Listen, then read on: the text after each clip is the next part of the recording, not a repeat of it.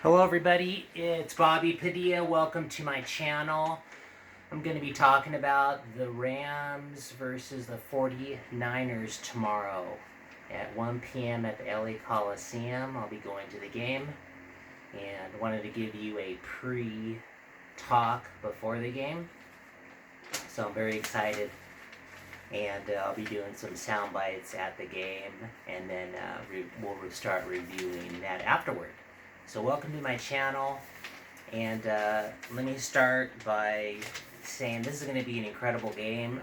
Let's talk about some injuries. The Rams are going to be down Todd Gurley, and Todd has, although he's still a well-rounded back, he's been a little bit of a disappointment this year.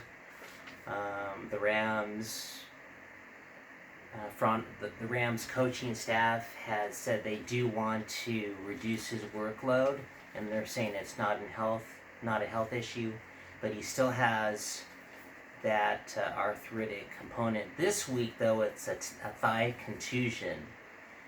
So it came out a few days ago, so it was kind of a surprise. For the Rams. So anyways, he's not going to play, but we do have two capable backs who can step up. The first one is Malcolm Brown, and he's in his fourth year. In the first game versus Carolina, he had, I believe he had about 50, 60 yards rushing. So he's one of those type of backs who's a tough-nosed type of running back. So the key to the game is the Rams are going to have to get their running game going. They really haven't been balanced this year in terms of run versus pass. It's been mostly pass. So they're going to have to get Malcolm Brown going. Also, this might be an opportunity for the rookie Darrell Henderson to step up from Memphis. And I'm excited about him. In Memphis, he averaged 8.9 yards per play. That's incredible. So I would say look for Malcolm Brown to get the touches in the first and second downs, and then Darrell Henderson to come in perhaps on the third down, and also have Darrell Henderson line up as a receiver. But that all remains to be seen. We'll see how Sean McVay decides to play that out. So the Rams are coming off a 2-game losing streak. So I think this is a game they need to step it up. I think they'll get it right. It's going to be a nerve-wracking game. All the games that are, since we're playing against good teams like the 49ers, my heart will be racing. The 49ers are 4-0, so they're drastically different from last year. Of course, they're healthy. Garoppolo, the quarterback, he's healthy, and I think he's only lost 2 games as a starter. So it's going to be an incredible game. When the Rams lost at Tampa, I was like, "Oh, we're going to kill them," and I wasn't nervous going into the game, and then they lost. So. But when we beat the Saints at home 3 weeks ago, I was nervous. But we won, so I'm excited for the game.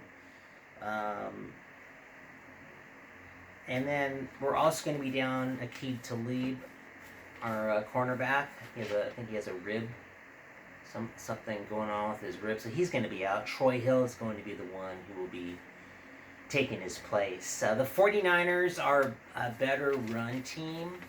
I think they averaged 200 yards in the running game. So that's incredible. They have Breida and Coleman. Those are the 2 running backs. So they're a better run type of team versus a pass. They do have some good receivers, but I don't think it's going to be the biggest. I think the 49ers are going to run. I think that's where they do more of their damage, is in the run game.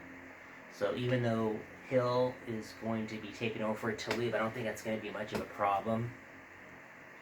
the keys to the game are going to be on the line of scrimmage. So the Rams are going to be the Rams offensive line has been somewhat of a disappointment. Their two better tackles,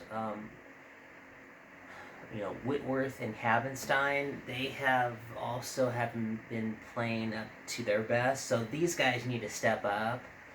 And then the three, Joe No Boom, the guard, and then Austin Blythe, he's the center. And there's another guard, I'm forgetting his name, but those guys are newer. So, Brian Allen. Brian Allen is the center. Blythe is the guard. Those guys are a little bit newer than Havenstein and Whitworth. So, our whole offensive line has to work as a team because against the 49ers' strength on defense is their top four. In fact, they have Nick Bosa, who's I think they drafted. He was in the top 5, and then they have Dee Ford, who they got from the Kansas City Chiefs, and then DeForest Buckner, another on defense. So the Rams are going to have they're going to have to work as a group. If they don't, then they're going to be eating up Jared Goff.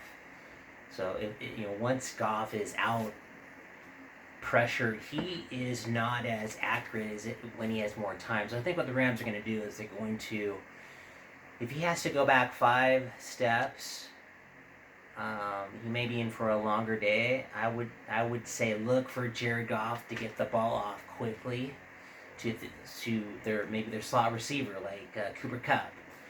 I think Brandon Cooks is going to be playing. He had a concussion last week, I believe. I'm also excited about Gerald Everett. This guy is awesome. Young tight end. He's coming into his own. So I think if the Rams can get the ball off quick, I think we'll be in good shape. And what else do I want to say? Oh yeah, the 49ers are going to be down one of their fullbacks. His name is Kyle Juszczyk. I don't know if I pronounced that right.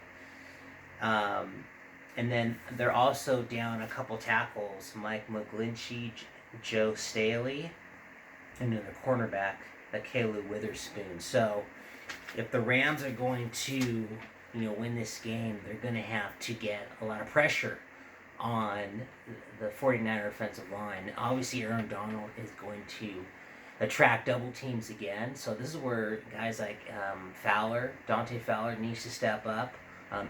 Samson Ebicom is going to be taking over for Clay Matthews, who broke his jaw last week. So it's going to be a scary game. I say somewhere, I think it's going to be a 1-point game, like 24-23 Rams.